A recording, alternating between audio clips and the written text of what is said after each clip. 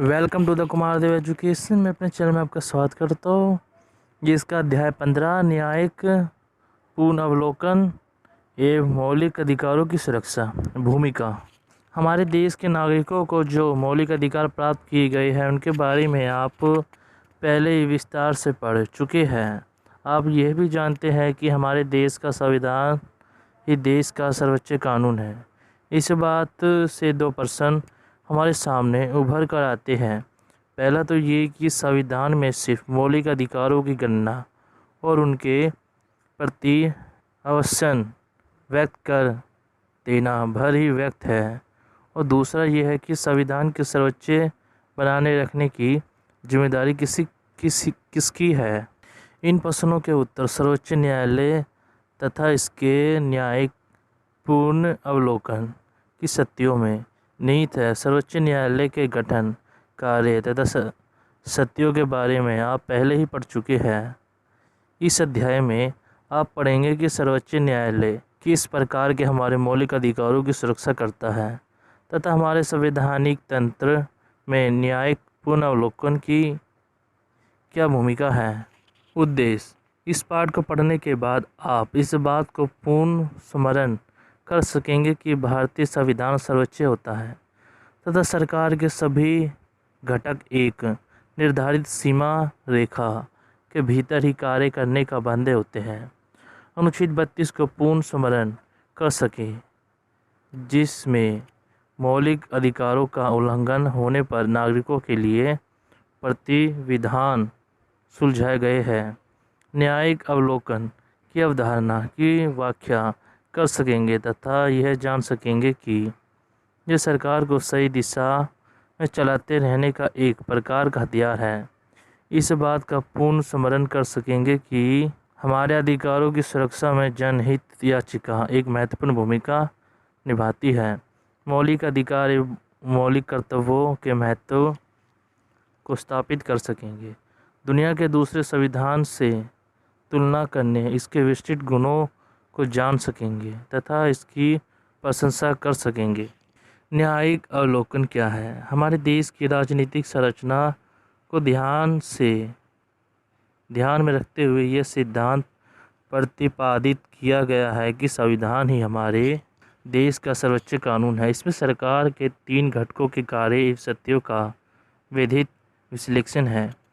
संविधान में एक स्वतंत्र एक शक्तिशाली न्यायपालिका की व्यवस्था है, जो कि हमारे जनतंत्र के स्तंभों में से सर्वप्रथम स्तंभ है।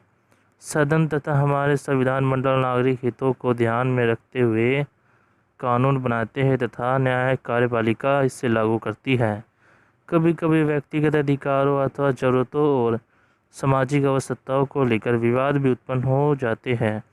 उदाहरण के लिए, यदि किसी क्षेत्र में पानी की कमी हो जाती है, सरकार को वहां की जनता की सुविधा के लिए जल कुंडों का निर्माण करवाना पड़ेगा अथवा नदी की धारा को दूसरी तरफ मोड़कर पानी का इंतजाम करना पड़ेगा। तो ऐसी स्थिति में उस क्षेत्र के कुछ लोगों को विस्थापित भी होना पड़ सकता है। लेकिन ऐसी स्थिति में व्यक्तिगत अधिकारों की उपेक्षा सामाजिक आवश्यकताएं प्रमुख हो जाती है। ऐसे में सुव्यवस्थित तथा मैत्रीपूर्ण सामाजिक जीवन व्यवस्थित करने की आवश्यकता होती है।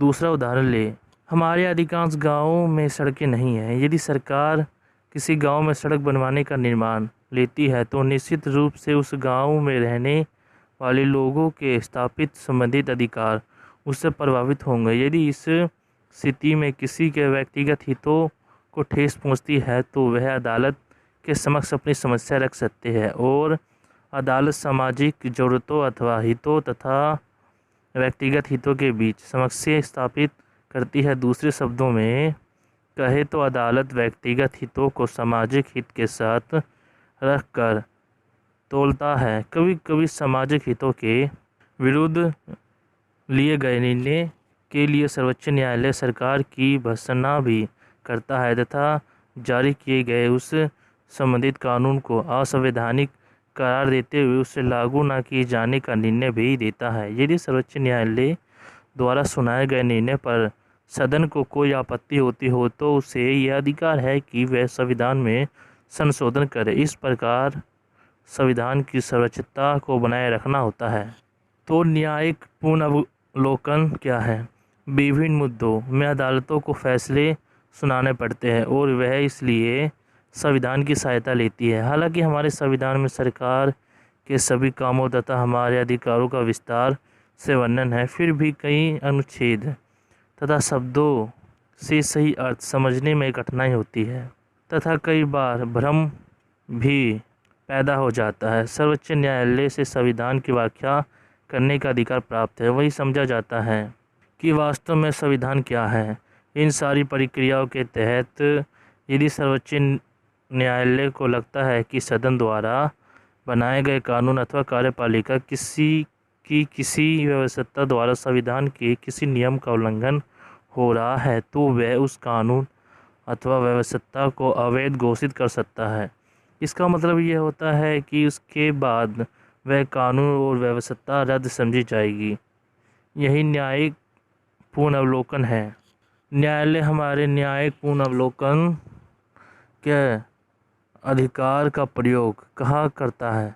दूसरे शब्दों में कहे तो न्यायिक अवलोकन पुनर्वलोकन एक प्रकार का संवैधानिकता प्रमाणित करने का अधिकार है जो विधायिका के आदेशों तथा कार्यपालिका की व्यवस्थाओं के संदर्भ में उपयुक्त होता है। विशेष मसलों में सर्वोच्च न्यायालय किसी कानून को वैध करार दे सकता है तथा यह घोषणा कर सकता है कि संबंधित कानून से संविधान के सिद्धांतों की पुष्टि होती है। कुछ मसलों में यदि अदालत को लगता है कि कोई कानून व्यवस्था संविधान की पुष्टि नहीं कर रहा है, तो वह उसे रद्द करने के आदेश दे देती है। न्यायालय उसे अवैध अथवा अल्ट्रा वायरस घोषित कर सकता है।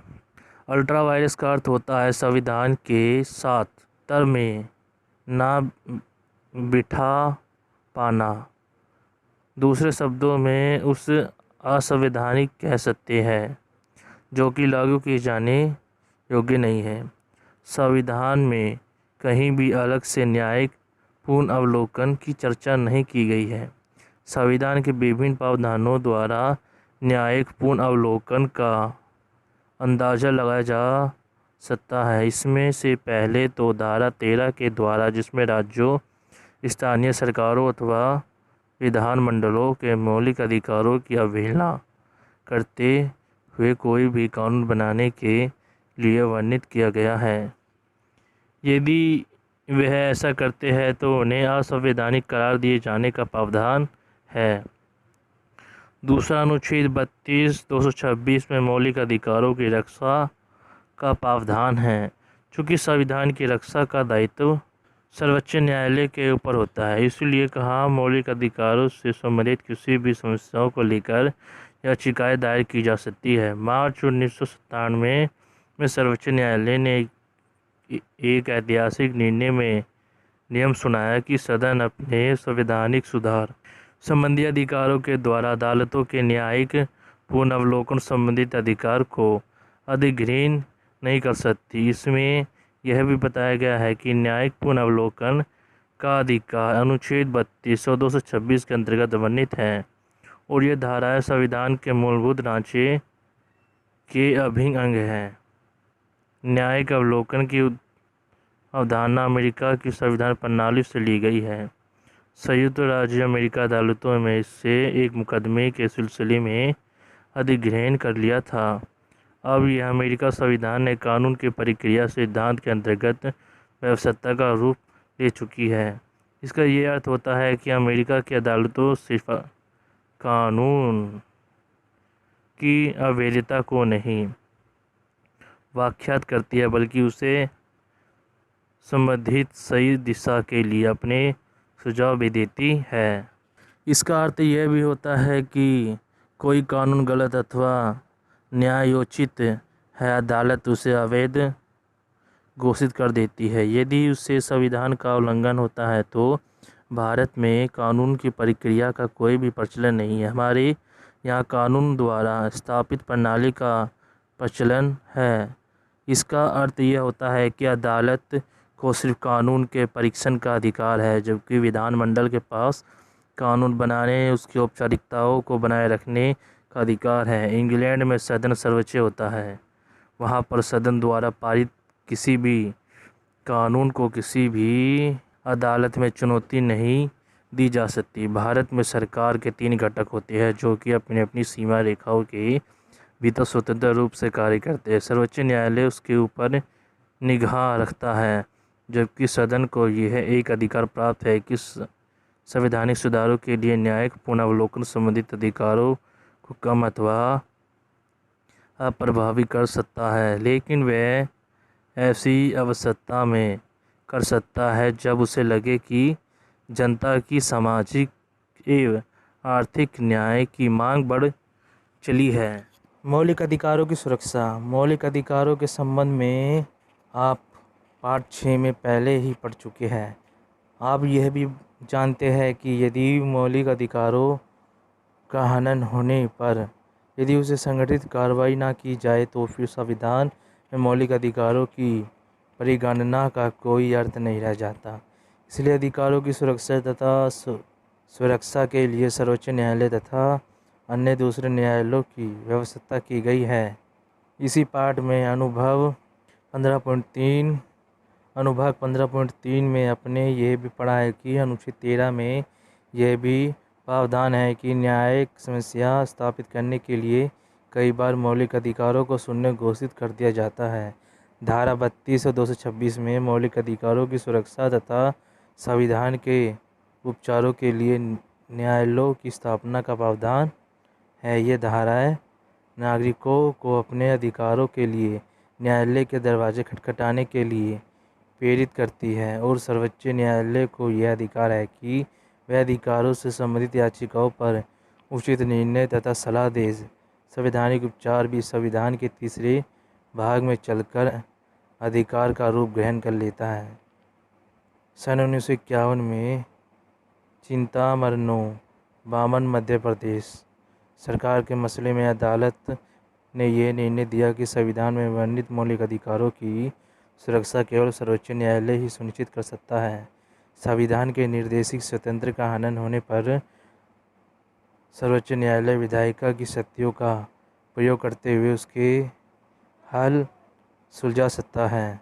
डॉक्टर अम्बेडकर ने धारा 31 के अंतर्गत संविधान की आत्मा एवं हृदय के रूप में संवैधानिक उपचारों का प्रावधान सुलझाया गया। इस धारा में अंतर्गत सर्वोच्च न्यायालय को यह अधिकार दिया गया कि वह मौलिक अधिकारों को कड़ाई से लागू करे। देश के नागरिकों को यह अधिकार प्राप्त है राज्यों द्वारा उनके अधिकारों के हनन किए जाने की स्थिति में वह सर्वोच्च न्यायालय के समक्ष अपनी अपील प्रस्तुत कर सकते हैं। मौलिक अधिकारों की सुरक्षा के लिए सर्वोच्च न्यायालय ने न्यायिक पुनरावलोकन का प्रावधान प्रतिपादित किया है। इसके अंतर्गत कई प्रकार की याचिकाएं दायर की जा सकती है। प्रमुख याचिका निम्नवत है। बंदी प्रत्यक्षीकरण से संबंधित याचिकाएं। बंदी प्रत्यक्षीकरण का अर्थ है शरीर उपस्थिति रहना।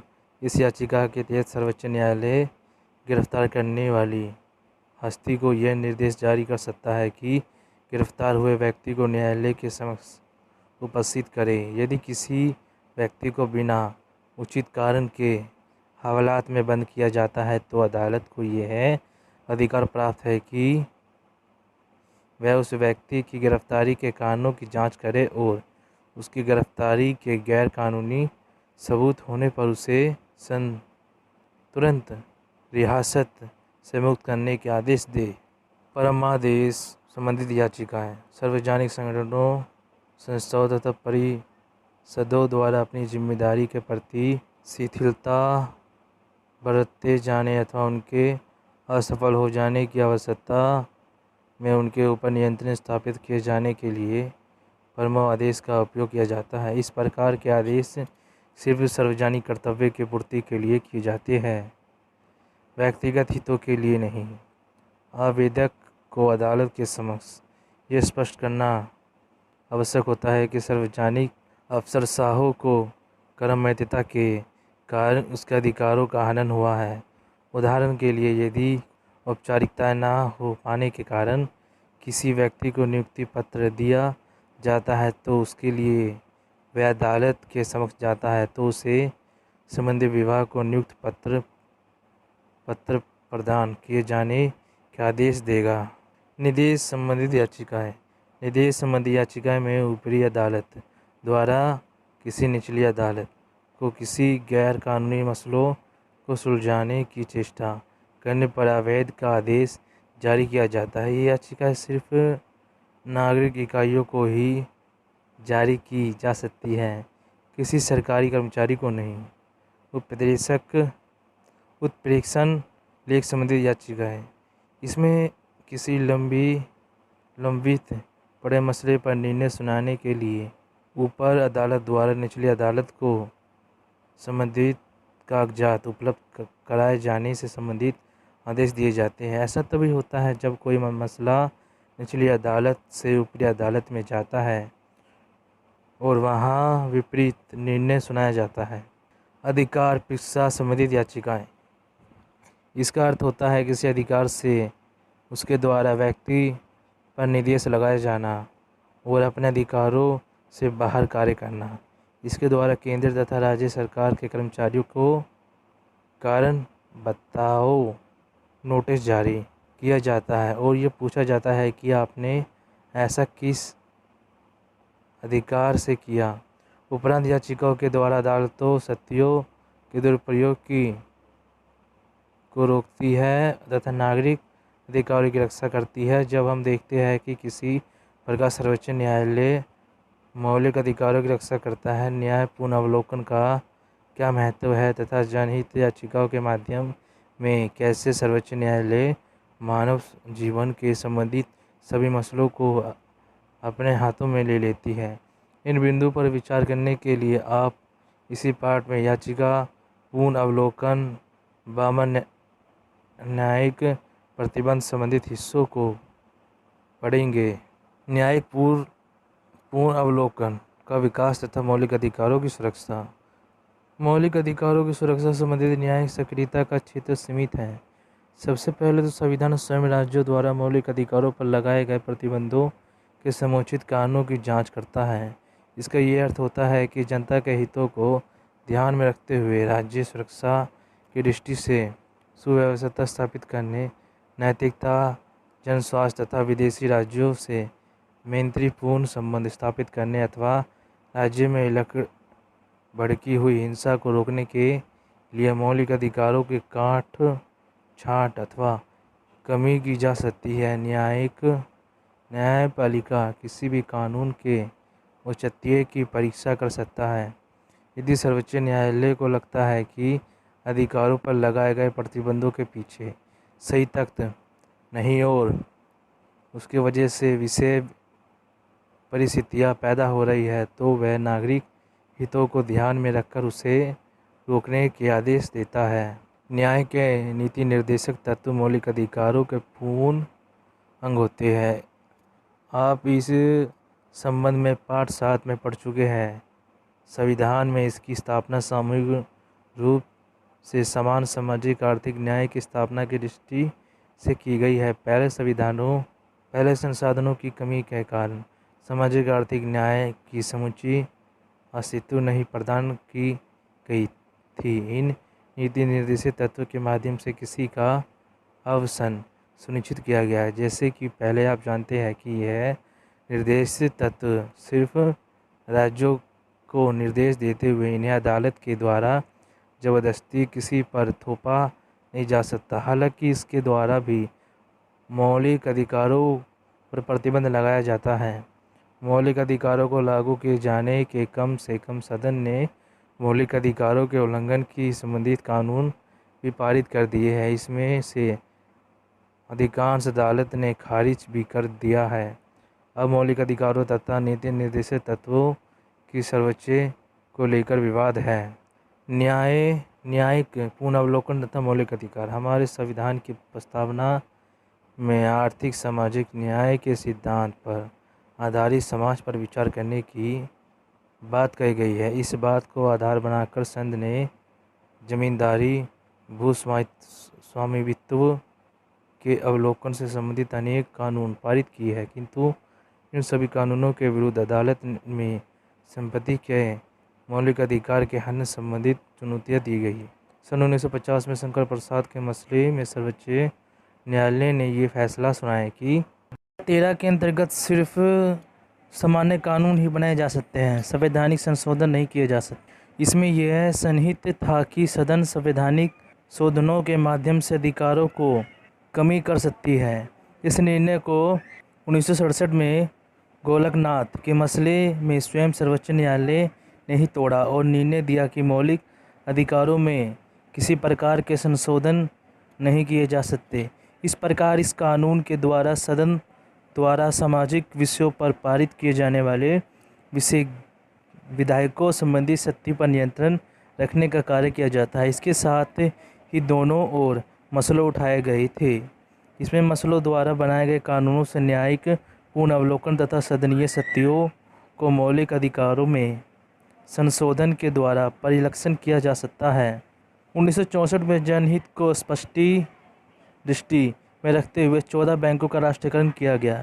इसके अगले साल ही राष्ट्रपति द्वारा राजकीय भाता उन्मूलन का अध्यादेश जारी किया गया। आज़ादी के बाद जब देश में बिखरी अनेक छोटी छोटी रियासतों को भारतीय प्रशासन में मिलाया गया, तब हमारे पूर्व कानून निर्माताओं में उन रियासतों के शासकों को निर्धारित राजकीय भाते का प्रावधान बनाया गया। किंतु आज़ादी के कुछ ही दिनों बाद यह महसूस किया गया कि राजकीय भाता समानता के अधिकार संबंधी सिद्धांत का उल्लंघन करता है। राजकीय भाता उन्मूलन का आदेश दिया गया। उन दोनों आदेशों को अदालतों द्वारा असंवैधानिक घोषित कर दिया गया। इसके बाद सदन ने राज्य के नीति निर्देशक तत्वों में सामाजिक आर्थिक समानता को सुनिश्चित करने की आवश्यकता को ध्यान में रखते हुए 2 महत्वपूर्ण संशोधन किए। सन 1971 में संविधान के 24वें अथवा 25वें संशोधन द्वारा मौलिक अधिकारों के प्रतिबंध लगाने का प्रयास किया गया। 25वें संशोधन में कहा गया कि नीति निर्देशक तत्व 29B तथा C यदि आर्थिक शक्ति को संतुलित करने की दृष्टि से अथवा कम करने की दृष्टि से कोई विधेयक पारित किया जाता है तो उसे यदि मौलिक अधिकारों का हनन भी होता है तो भी इसको किसी अदालत में चुनौती नहीं दी जा सकती। 24 संशोधन में कहा गया कि संवैधानिक संशोधनों को कानून की श्रेणी में नहीं रखा जा सकता। इसका अर्थ यह होता है कि सदन संविधान में संशोधन करके मौलिक अधिकारों पर नियंत्रण रखने का प्रयास कर सकती है। इस प्रकार इन दोनों सदनों द्वारा मौलिक अधिकारों से संबंधित न्यायिक पूर्ण अवलोकन के अधिकार पर नियंत्रण रखने का प्रयास किया गया।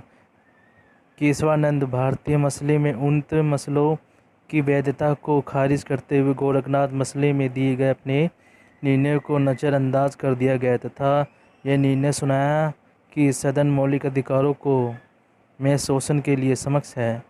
यहाँ यह बात अवश्य ध्यान में रखी जानी चाहिए कि इसमें संविधान के मूलभूत ढांचे में किसी प्रकार की काट छांट ना की जाए। न्यायिक पूर्व अवलोकन संबंधी सत्यों को पुनः तब खाद पहुँचता है जब संविधान के 42वें संशोधन द्वारा यह बात की गई कि तीसरे भाग सहित संविधान में किए गए संशोधनों को किसी भी अदालत में चुनौती नहीं दी जा सकती। किंतु सर्वोच्च न्यायालय ने मीनवा मिश्र मसले के न्यायिक पुनर्वलोकन की अपनी शक्ति को पूर्ण ग्रहण कर लिया तथा संविधान में 42वें संशोधन के द्वारा सदन को जो संविधान संशोधन संबंधित अनियंत्रित शक्ति प्रदान की गई थी उसे ही तोड़ा। 42वें संविधान संशोधन के संपत्ति के अधिकार को संविधान के मौलिक अधिकारों की सूची से बाहर कर दिया गया। अब हमारे पास सिर्फ 6 मौलिक अधिकार हैं। तब सदन के पास इन अधिकारों में संशोधन का अधिकार सुरक्षित है। इस प्रकार हमारे देखा कि सर्वोच्च न्यायालय ने भारतीय के अधिकार की रक्षा करना चाहा, किंतु सदन ने 44वें संशोधन के द्वारा उसे लौटा दिया। किंतु अन्य मौलिक अधिकारों के सम्मान को दृष्टि में खांसते हुए धारा 32 में किसी पीड़ित अथवा अपमानित नागरिक को यह अधिकार प्राप्त किए गए कि वह अपने अधिकारों के हनन संबंधित याचिकाएं सीधे न्यायालय में समझकर रख सकता है। आइए अब हम देखें कि किस प्रकार सर्वोच्च न्यायालय इन अधिकारों के परिरक्षण के रूप में कार्य करता है। मौलिक अधिकारों में सबसे महत्वपूर्ण है समानता का अधिकार, जो कानून से पहले समानता तथा समान कानूनी सुरक्षा का प्रतिनिधित्व करता है। इसका अर्थ ये होता है कि विशेष विरक्ता का निर्देश तथा समान सुविधाओं का वितरण। हम जानते हैं कि पूर्व समानता एक असंभव वस्तु है, तो ऐसे में असमान सुविधाओं का वितरण कैसे हो जाए। इसके लिए सर्वोच्च न्यायालय ने व्याख्या की कि समान स्थितियों के व्यक्ति को वीरता तथा दायित्व दोनों प्रकार से। समानता का अधिकार, एक अध्यापक स्कूल में पढ़ाता है तथा किसान खेत में काम करता है। दोनों की परिस्थितियाँ अलग अलग है। संविधान में स्त्री तथा पुरुष दोनों का समान अधिकार प्राप्त है, किंतु ये दोनों सभी आवश्यकताएं में असमान नहीं होते। इसलिए सर्वोच्च न्यायालय तर्कपूर्ण विभाजन तथा रक्षणात्मक विभाजन के सिद्धांतों में विश्वास करता है। उदाहरण के लिए, कोई भी राज्य यहाँ शराब पीने पर पूर्व निषेधाज्ञा लागू कर सकता है, किंतु वह फौज के ऊपर मदिरा सेवन की निषेधाज्ञा नहीं लागू कर सकता। इस प्रकार शिक्षक संस्था में अपने छात्रों को मेरिट के आधार पर पुरस्कारों का बंटवारा कर सकता है। वह वैधानिक है, किंतु यदि वह किसी विद्यार्थी को पुस्तकालय में प्रवेश पर किसी विरासतता के चलते रोक लगाता देता है तो वह असंवैधानिक होगा। शारीरिक अथवा मानसिक रूप में समक्ष व्यक्तियों को यदि कोई विशेष अधिकार प्राप्त किया जाता है तो वह वैधानिक कहलाएगा। समानता के अधिकार में यह बात भी निश्चित कर दी गई कि नागरिकों के हितों का बंटवारा किस प्रकार के धर्म, जाति, समुदाय, धर्म, स्थान के आधार पर किया जाएगा। इस प्रकार के बनाए गए कानूनों को सर्वोच्च न्यायालय ने रद्द करने के आदेश दिए। संविधान में अनुसूचित जनजाति तथा अन्य पिछड़ी जाति के लोगों के लिए कुछ विशेष सुविधाएं प्राप्त की गई। इस आधार पर शिक्षक संस्थाओं में उनके लिए कुछ सीटें का आरक्षण किया गया। कुछ राज्यों में मेधावी छात्रों की अपेक्षा आरक्षित सीटों का विस्तार अत्यधिक व्यापक हो गया। Doctor V K. गुप्ता, वामन, केरल राज्य 1980 के मसले में सर्वोच्च न्यायालय ने जब ये छानबीन की तो पाया कि केवल 2% सीटें ही खुले प्रतियोगितात्मक प्रवेश के लिए छोड़ी गई हैं। इसके बाद सर्वोच्च न्यायालय ने ये आदेश दिया कि किसी भी स्थिति में 70% से अधिक सीटों पर आरक्षण नहीं किया जा सकता। 30% सीटें अखिल भारतीय प्रतियोगिता द्वारा मेरिट के आधार पर भरी जाएगी। बहुत सारे मसलों में सर्वोच्च न्यायालय ने भाषण की स्वतंत्रता को सुरक्षित बनाया। धारा 19 तथा 20 के अंतर्गत संविधान व्यक्ति को 6 मौलिक अधिकार स्वतंत्रता प्राप्त की गई है।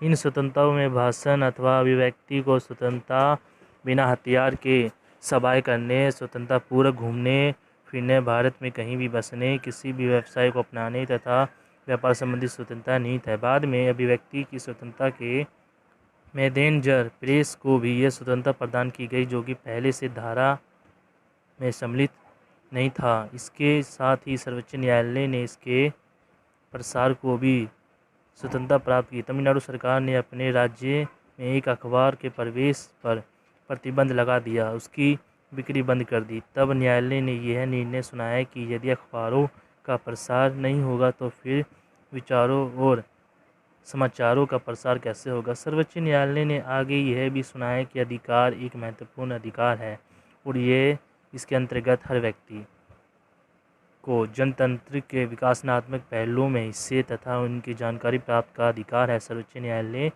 ने सरकार की आलोचना करने वाली फिल्मों का निर्माण तथा प्रदर्शन की स्वतंत्रता को भी उचित उठाया, किंतु इन स्वतंत्रताओं को तर्कपूर्वक प्रतिबंध लगाए जाने जा सकते हैं। सर्वोच्च न्यायालय को असमताओं में तर्कपूर्ण प्रतिबंध लगा सकती है। किसी भी आज़ादी का प्रयोग व्यक्तिगत तथा सामाजिक अधिकारों में संतुलन को ध्यान में रखते हुए करना चाहिए। सर्वोच्च न्यायालय बिना हथियार के, बिना शांतिपूर्ण ढंग से की जाने वाली सभाओं के पक्ष में हमेशा अपना समर्थन व्यक्त करता है। जनतांत्रिक मूल्यों की रक्षा को ध्यान में रखते हुए सर्वोच्च न्यायालय सामूहिक विरोध जुलूसों में सरकार की हिस्सेदारी का भी समर्थन करता है। सर्वोच्च न्यायालय भारतीय सीमा में क्षेत्र में किसी भी नागरिक को कहीं भी स्वतंत्रतापूर्वक घूमने फिरने की स्वतंत्रता की रक्षा करता है। इसके लिए उनके ऊपर किसी प्रकार का प्रतिबंध नहीं लगाया जा सकता। कोई भी नागरिक न केवल अपने राज्य के सीमा क्षेत्र में ही बल्कि संपूर्ण देश में कहीं भी स्वतंत्रतापूर्वक घूम फिर सकता है। 1988 में NB खरे बामन दिल्ली राज्य के मसले में सर्वोच्च न्यायालय ने देश के बाहर जाने की स्वतंत्रता को भी एक महत्वपूर्ण अधिकार में सम्मिलित कर दिया, जो कि इसके पूर्व मौलिक अधिकारों के अंतर्गत नहीं आता। संविधान में वर्णित है कि आपातकाल की स्थिति में मौलिक अधिकार स्वतः समाप्त हो जाते हैं। सर्वोच्च न्यायालय ने व्याख्या दी है कि यह किसी प्रकार के अधिकारों के अंतर्गत ऐसा नहीं किया जाता, बल्कि यहाँ तो अधिकारों संबंधित एक अभियान है जिन्हें आपातकाल के दौरान स्थायी रूप से समाप्त कर दिया जाता है। किंतु संविधान के 44वें संशोधन के तहत ये विधान बनाया गया कि आपातकाल के दौरान धारा 20 तथा 21 के अनुसार आपातकाल के दौरान किसी नागरिक को अदालत के समक्ष अपनी याचिका दायर करने के अधिकार से वंचित नहीं रखा जा सकता। सर्वोच्च न्यायालय ने यह भी व्याख्या दी कि किसी प्रकार की जांच में लगाई जाने वाली दर संवैधानिक अवहेलना है।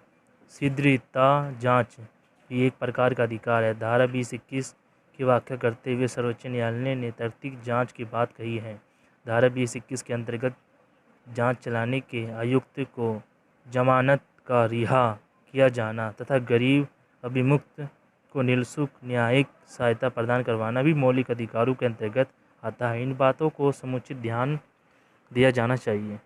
सर्वोच्च न्यायालय ने बंधुआ मजदूरी, नारी शोषण को रोकने तथा बच्चों एवं कमजोर वर्ग के लोगों के अधिकारों की रक्षा के लिए कई कदम उठाए। आज भी बहुत सारे मंदिरों में अनुसूचित जनजाति के लोगों का बहुत सारा मंदिरों में प्रवेश निषेध है। सर्वोच्च न्यायालय ने बेघट बामन मसूल राज्य के मसले में मंदिरों को खारिजों के प्रवेश संबंधित अधिकार का समर्थन किया।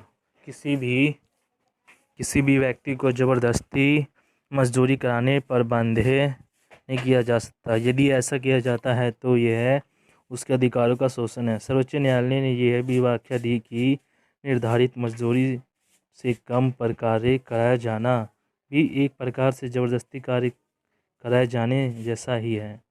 1982 में एशियन मजदूरी मसले में उनके प्रशासनिक अधिकारियों को और अधिक मजदूरी प्रदान करने का निर्देश दिए थे। सर्वोच्च न्यायालय ने दैनिक मजदूरी पर कार्य करने वाले डाक एवं विभाग के कर्मचारियों के अधिकारों की भी रक्षा की।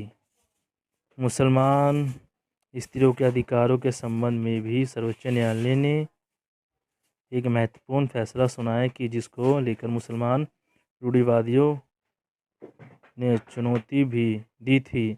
मुसलमान पर्सनल कानून में 4 शादियों का प्रावधान है।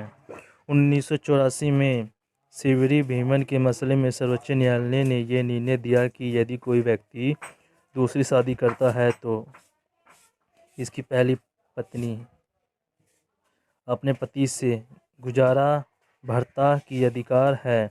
यदि कोई व्यक्ति अपनी पहली पत्नी को भी दूसरी के साथ रखता है तो पहला पत्नी से गुजारा भत्ते के लिए पूछ सकती है। इसके पहले साबानो मसले में न्याय ने यह फैसला दिया कि कोई भी तलाकशुदा औरत गुजारा भत्ता पाने का अधिकार रखती है। तब न्यायालय द्वारा सरकार पर यह दबाव डाला गया कि वह इस मुसलमान महिला कानून को कड़ाई से लागू करे। सर्वोच्च न्यायालय अल्पसंख्यकों के भाषाई अधिकारों की भी रक्षा करता है। कोई भी राज्य अल्पसंख्यक व्यवस्थापकों द्वारा चलाए जा रहे संस्थाओं के माध्यम के संबंध में कोई भी दबाव नहीं डाल सकता। नागरिकों के धार्मिक अधिकारों को ध्यान में रखते हुए न्यायालय ने निर्णय दिया कि किसी भी व्यक्ति को जबरदस्ती धर्म परिवर्तन पर मजबूर नहीं किया जा सकता। इसका अर्थ होता है कि किसी भी प्रकार का प्रलोभन एवं धोखे से धर्म परिवर्तन वर्जित है। इस प्रकार के सर्वोच्च न्यायालय ने अपनी न्यायिक पुनर्वलोकन के अधिकार एवं मौलिक अधिकारों के रक्षा संबंधित सामान्य सत्यों द्वारा हमारे अधिकारों की रक्षा करता है। हालांकि कई स्थितियों में न्यायालय ने न्यायिक पुनर्वलोकन की सत्यों का विरोध भी किया गया। इसमें पहले से तो यह आरोप लगाया गया कि जनता द्वारा चुने गए प्रतिनिधियों द्वारा सदन में बनाए गए कानूनों को बिना जांचिक प्रतिनिधियों वाले न्यायालयों के कुछ न्यायाधीशों द्वारा असंवैधानिक करार देकर रद्द करा दिया जाता है, जबकि वह कानून संयुक्त बहुमत से पारित किया गया है। दूसरा आरोप यह है कि ये याचिका प्रोत्साहन प्रदान करता है।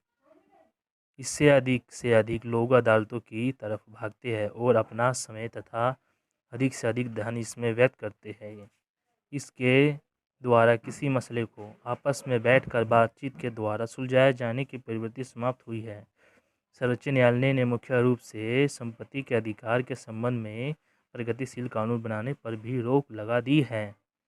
जनहित याचिका PIL पहले अनुच्छेद 32 के अंतर्गत ये कहा गया था कि वही व्यक्ति याचिका दायर कर सकता है जिसके मौलिक अधिकारों का हनन हुआ हो। बाद में सर्वोच्च न्यायालय ने आदेश दिया कि जनहित याचिका के आधार पर कोई प्रतिनिधि भी याचिका दायर कर सकता है। इसका अर्थ ये होता है कि यदि किसी व्यक्ति को लगता है कि किसी खास वर्ग तथा समुदाय के लोगों के अधिकारों का हनन हो रहा है तो वह इसके बदले याचिका दायर कर सकता है। इसका महत्व इसलिए भी बढ़ गया है कि हमारे देश में न्याय प्रणाली गरीब तथा कमज़ोर वर्ग के लोगों के लिए बहुत आसान नहीं है। सर्वोच्च न्यायालय ने अधिकांश याचिकाएं पत्रकारों, वकीलों तथा समाज सेवकों द्वारा लिखे पत्रों अथवा अखबारों में छपे समाचारों के आधार पर ग्रहण कर लेता है। जनहित याचिका के द्वारा अवैध रूप से की गई गिरफ्तारी को जांच होने तक रोका जा सकता है। सर्वोच्च न्यायालय ने कहा है कि अधिकांश अभियुक्तों को अपना अधिकांश समय जेलों में बिताना पड़ता है, जो कि गलत है। जब तक इसका अपराध सिद्ध नहीं हो जाता तब तक उसको जनाजंत पर रिहा रखा जाए। सर्वोच्च न्यायालय ने अधिकांश ऐसे मसले निपटाए हैं जिसमें असम अधिकारियों के चलते लोगों के जांच के दौरान जेलों में बिताना पड़ रहा था। न्यायालय ने यह निर्णय दिया कि किसी भी याचिका अथवा प्रशासनिक असमता के चलते व्यक्तिगत स्वतंत्रता का हनन नहीं होगा चाहिए। सर्वोच्च न्यायालय ने बंधुआ मजदूरों की मुक्ति, आदिवासियों, झुग्गी झोपड़ बस्तियों, अनाथ आश्रम पर पल रहे बच्चों तथा सरकारी नारी निकेतनों में रह रही महिलाओं के अधिकारों की रक्षा के लिए सर्वोच्च न्यायालय ने बहुत सारे कदम उठाए। अभी हाल ही में 1997 में घरों अथवा संस्थाओं में काम कर रहे बाल मजदूरों से संबंधित एक निर्णय सुनाया है। प्रदूषण के जीने के अधिकार के लिए खतरनाक कारण देते हुए सर्वोच्च न्यायालय ने सरकार को प्रदूषण नियंत्रण के आदेश दिए। 1987 में यह सामाजिक कर्तव्यों श्री MC मेहता द्वारा दायर याचिका के आधार पर पर्यावरण प्रदूषण को ध्यान में रखते हुए सर्वोच्च न्यायालय ने गंगा के पानी को प्रदूषण मुक्त करने का आदेश दिया थे। जनहित याचिका का आदेश नियंत्रण बढ़ता जा रहा है। कोई भी व्यक्ति का असाधारण पत्र के माध्यम से अदालत के समक्ष अपनी समस्या रख सकता है और यदि अदालत को लगता है कि सचमुच वह उससे प्रभावित है तो वह उसे संबंधित निर्णय सुनाता है। जनहित याचिका के उद्गम से मौलिक अधिकारों की रक्षा सर्वोच्च न्यायालय के क्षेत्र एवं सुविधाएं बढ़ गई है। जनहित याचिका की परंपरा न्यायमूर्ति श्री P.N. भगवती तथा न्यायमूर्ति श्री सत्यची मुखर्जी द्वारा शुरू की गई थी। जब B.C. अवेराय नाम के एक व्यक्ति ने उन्नत अध्यक्षों को पत्र के माध्यम से अपनी समस्या के अवगत कराया और बताया कि उसे पूर्ण स्वास्थ्य होने का प्रमाण पत्र मिल जाने के बाद भी ज़बरदस्ती 13 वर्षों से रांची के पागल खाने में रखा गया है। उसके बाद न्यायाधीशों ने रांची के पागल खाने से संबंधित अधिकारियों पर 15,000 रुपये जुर्माना के रूप में लगाए तथा श्री अवेराय को तुरंत वहां से मुक्त करने के आदेश दिए गए। आप जनहित याचिका के संबंध में विस्तार से अगले पाठ में पढ़ेंगे। आपने क्या सीखा? संविधान में वर्णित मौलिक अधिकारों का तब तक कोई भी अर्थ नहीं है जब तक किसी उनकी कड़ाई से रक्षा करने वाला शक्तिशाली तंत्र ना हो। इसलिए सर्वोच्च न्यायालय के मौलिक अधिकारों के रक्षक तथा अभिभावक के रूप में संविधान में कुछ विशेष राज्यों के ऊपर निगरानी रखी जाती है। सामाजिक आवश्यकताओं की दृष्टि में रखते हुए कार्यपालिका तथा विधायिका इन अधिकारों का आदर करती है। भारत में हम अपने संविधान को सर्वोच्च प्रदान की है। भारत की सभी इकाइयाँ इसके द्वारा निर्धारित सीमाओं के अंदर ही कार्य करने पर बांधे हैं। सर्वोच्च न्यायालय को कुछ विस्तृत तथा महत्वपूर्ण शक्तियाँ प्रदान की गई है। इन शक्तियों के द्वारा सर्वोच्च न्यायालय नागरिक अधिकारों के रक्षक तथा संविधान के प्रहरी के रूप में कार्य करता है। जरूरत पड़ने पर सदन राज्य के कल्याण को ध्यान में रखते हुए संविधान में संशोधन कर सकती है, जिसके चलते न्यायिक पुनर्वलोकन को थोड़ी ही बाधा भी पहुंचती है। सर्वोच्च न्यायालय को अपने ही दिए गए फैसले पर पुनर्विचार करने तथा समाज के हितों को ध्यान में रखते हुए उससे परिवर्तन का अधिकार भी है। सर्वोच्च न्यायालय के न्यायिक पुनर्वलोकन संबंधित अधिकार का अर्थ है इसके द्वारा शक्तियों के दुरुपयोग पर नियंत्रण रखना। जनहित याचिका के अस्तित्व में आ जाने के कारण हमारे समाज का बहुत बड़ा हिस्सा जो कि कमज़ोर आर्थिक स्थिति के कारण न्याय प्रणाली से वंचित रह जाता है, अब उन्हें आसानी से न्याय प्राप्त हो जाता है। दोस्तों चैप्टर ख़त्म हुआ। वीडियो अच्छी लगे तो वीडियो को लाइक करें, चैनल को सब्सक्राइब करें। थैंक यू दोस्तों।